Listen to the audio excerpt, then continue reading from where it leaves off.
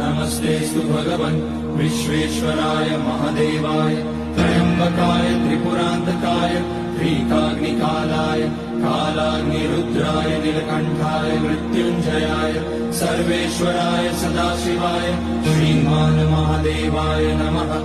ॐ नमः शम्भवाय च मयोभवाय च नमः शङ्कराय च मयस्कराय च नमः शिवाय च शिवतराय च। ॐ त्र्यम्बकं यजामहे सुगन्धिं पुष्टिवर्धनम् उर्वारुकमिव बन्धनान् मृत्योर्मुक्ष्यमामृतात्। नागेन्द्रहाराय त्रिलोचनाय भस्माङ्गराय महेश्वराय नित्याय शुद्धाय दिगम्बराय तस्मै नकाराय नमः शिवाय।